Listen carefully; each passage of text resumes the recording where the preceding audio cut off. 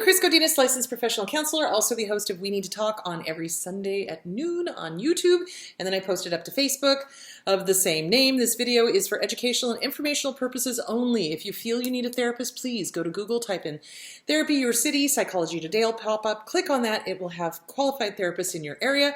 Also, the views and opinions stated herein are mine and my own. They don't represent the ACA, the APA, or any other damn therapist for that matter. Boom, shakalaka, done.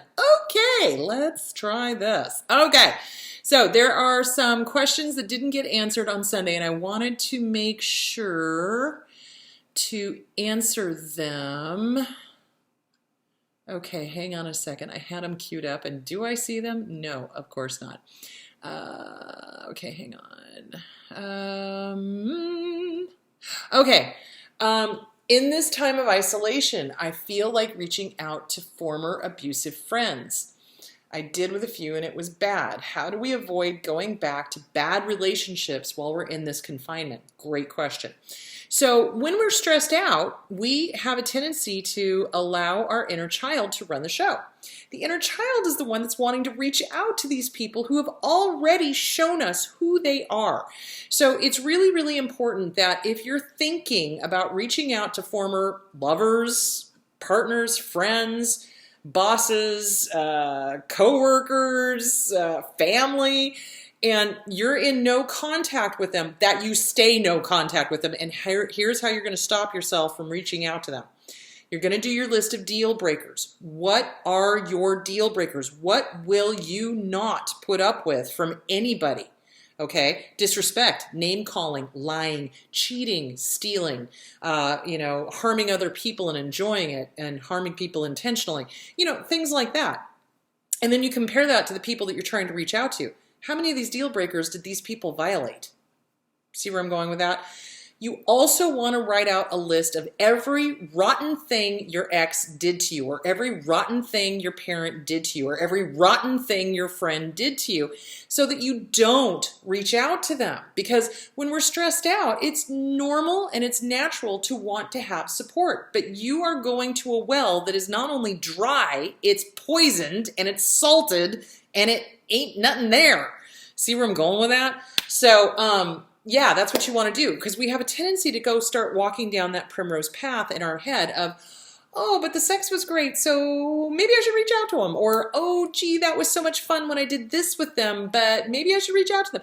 No, no, no, no, no, no, no, no. Stop thinking about just the good times. What did they do to you? Why are you no longer friends with them? What made you go no contact in the first place? What is your list of deal breakers? What will you not put up with anymore?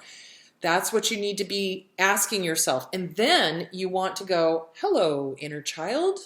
What are you looking for? How can I help you? What do you need? Oh, you need comforting. Okay, come here. Let me comfort you. I've got your back, kiddo. You don't need these bozos. They don't know how to love. I do. Do you see where I'm going with that? So you comfort yourself. You self-soothe yourself.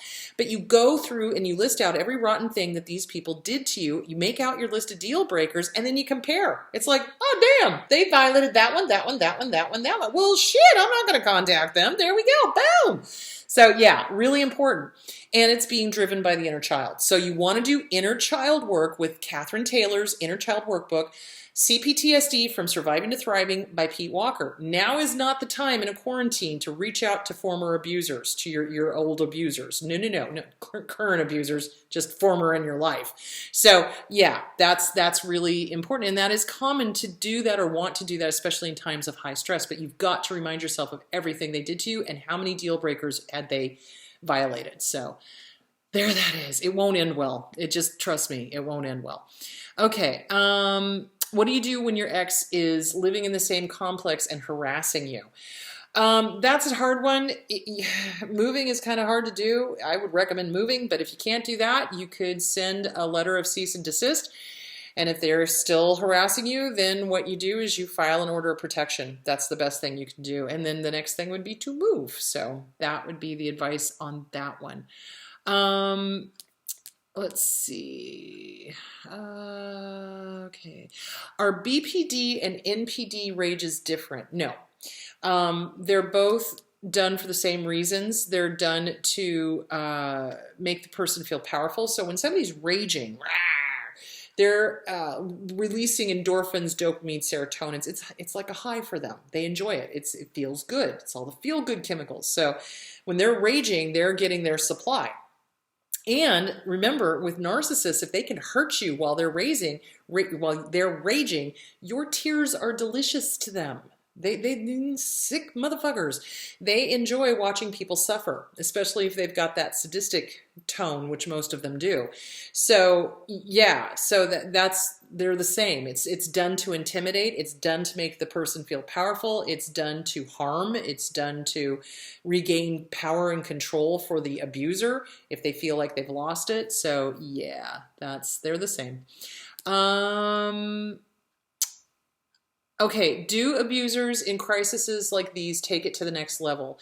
Physical, poisoning, harming, hurting, killing. Yes, I'm not going to sugarcoat it. So while we are in quarantine, there are domestic violence cases are going through the roof right now. And abusers are not getting their normal amount of supply or their normal lines of supply. And they turn on whoever is handy, which means the target of abuse, the kids, whatever. So can they escalate? Abso-fucking-lutely, yes. And this is why it's so important to have a plan to get out safely.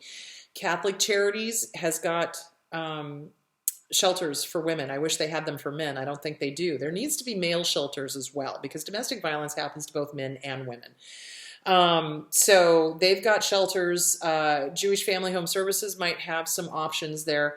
All of the social workers are still working in the state, even though we're in a stay-at-home thing. So because the Board of Behavioral Health Examiners was like, oh, you guys are all essential, so we're all working. And I'm like, okay, good. So that makes me happy. So Adult Protective Services is still working. Department of Children's Services is still working. So social workers are still there. So you have ways to get help. But you do have to be careful. And if you are planning on leaving, but you're staying in order to save up money, which is going to be another question, I think, later on. I might as well just address it now. Abusers love to keep their target broke.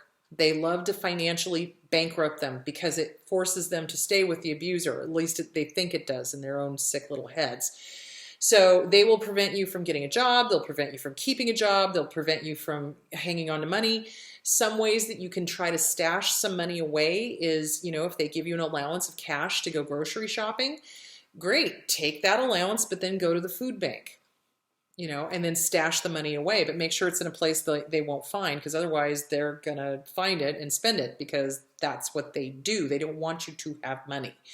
So there is that. Yeah, they do get worse in times of crisis because they don't have their normal supply going on. They're not getting their jollies from their job, or they're not getting their jollies from their coworkers, or, friends, or, I don't really call them friends. I would say more flying monkeys, And flying monkeys are bad during this time period too, because they're bored.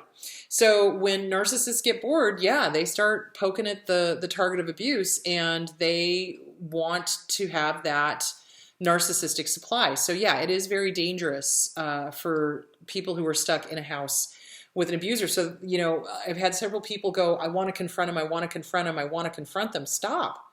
No, you don't, because confronting them will do no good. Listen to me now. Believe me later. It will do no good, because they don't care, number one. And number two, they're doing it to get their jollies. They're poking the bear and hurting you and doing all of this stuff because it makes them feel good. So if you can keep things as calm as possible, do not allow them to have access to your phone or your computer if you can help it.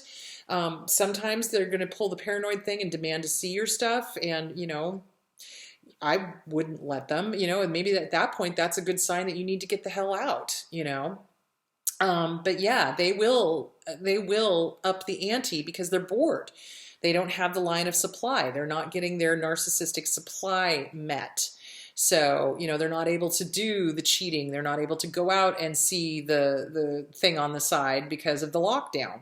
So, yeah, they will be angry, and they will blame, shame, guilt trip, et cetera, et cetera, et cetera, and they'll point it at you and the kids. So, if it starts getting bad, get out. Call a call Adult Protective Services, call a shelter, call a domestic violence hotline. Find resources, get out. Even in the middle of a quarantine, yeah, find resources, get out. If it starts getting physically scary, get out. If it starts getting too emotionally scary, get out. So yeah, they do up the ante, and that's why I tell people, don't poke the bear. Don't poke back. And what they'll do is they'll poke at us, poke, poke, poke, poke, poke.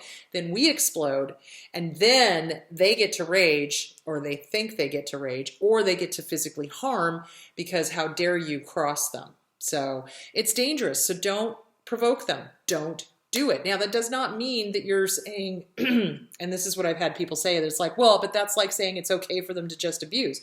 No, it's not. It's not. But you also don't want to be stupid about it, and you don't want to get yourself killed. So you do keep things as calm as you can. Get the DV numbers together. There's a domestic violence hotline. Let me see if I can find it while I'm on here. Hold on. DV hotline, National domestic violence hotline. There it is. Okay. And that number is, let me find it. Please load. 1-800-799 7233 1-800-799-7233. So that's the National Domestic Violence Hotline. Yeah, there's going to be a lot of DV stuff happening in this quarantine. It is, because they're trapped and they don't care about another living being, and they want their supply, and they'll get it any way they can. And so, yeah, they can amp it up. The ones who usually amp it up to the point of death are usually dark triads. They're usually masochistic. Well, they're, I'm sorry. My mind is just in 1,000 different directions right now. Psychopath, narcissist, Machiavellian, not masochistic, Machiavellian. So, they are sadists, and they enjoy inflicting pain, and they get off on it because, remember, our tears to them are delicious. I'm not kidding you. It's supply for them. And I've actually heard them say, love me or hate me, just don't fucking ignore me. And that's their attitude, which is really scary. So they don't care whether the attention is positive or negative. They just want the attention. So if they're not getting positive attention, you bet your sweet bippy they're going to go for negative. So if you're trapped in a home with them, you try to be as safe as possible. But if it's impossible, if they're just amping up and amping up and amping up, get the hell out. Call the National Domestic Violence Hotline and get help and get out. So that would be my suggestion on that one. Okay, the ex is in a new relationship, and I can't help but feel bad for the new girlfriend. Is this normal to feel this way? Yes, because you've been there, done that, and bought the souvenir program, and you know exactly what she's in store for. Do not contact her. The big mistake I see people making is, I've got to warn them.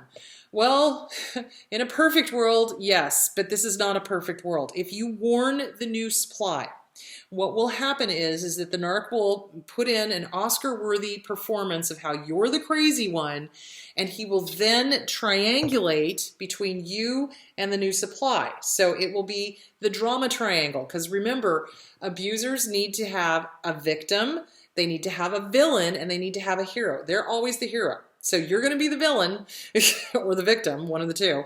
You know, it's just, you don't want to step out of that triangle. You don't need to. So just don't. I know you want to, but don't. Okay, I'm getting screwed over by this guy at work. I set up meetings. He doesn't show up. I ask for info. He says he doesn't have it when he does. How do I handle this? I would say go to a superior. Go to a superior, explain the situation, and let's see what's going on. You know, see if you can get some help from the superior. That would be my suggestion. If the job situation is so screwy and so dysfunctional that the superiors are not going to help, well, then you might want to look for another job. Okay, I've already talked about if the narcissist controls money. Okay, all right, I think, let me just click over here really quickly and make sure I got all the questions that people had, because sometimes I miss them because I forget to look in another spot. So yeah, please do be careful, guys. The abusers that are stuck at home, are desperate for supply. Okay, good. I got all the questions. Yay. They're desperate for supply and they are going to ramp up. So try to keep it as calm as possible. Try to keep it as safe as possible. When you can, go out for walks on your own with your phone. Call the domestic violence hotline and get some help so that you can get out. So there is that. Okay, so I think that answers the questions I got. This Sunday, which I think is April 5th, I will be talking about when the narcissist implodes. So like when you leave them, what to expect, how they implode, what to watch out for, etc. I think I called it caught in their own petard. And what that is that they're caught in their own lies. They're caught in their own stuff. So the mask slips and it's really clear to see. And it's frightening to see. And it is disheartening to see. But you need to see it. So anyway, so this is when the narc starts decompensating what happens. So, okay, I think that's it. Stay safe, stay indoors. Please stop hoarding. Please don't flush anything other than toilet paper down the system because the sewers can't handle it. If you have elderly neighbors, please check in on them. Make sure that they are doing okay. Stay 6 feet away from them. Don't cough on them. Don't sneeze on them. If you hear anything that sounds like domestic violence, call the police. Call the police because there's going to be more and more domestic violence the longer this quarantine goes on. So there that is. All right, guys, stay safe and take care of yourselves and take care of each other. And I will see you on Sunday when I talk about how narcissists decompensate and how they catch themselves in their own lies and things like that. So anyway, that's it. All right, guys, have a good day, and I will talk to you later. Bye.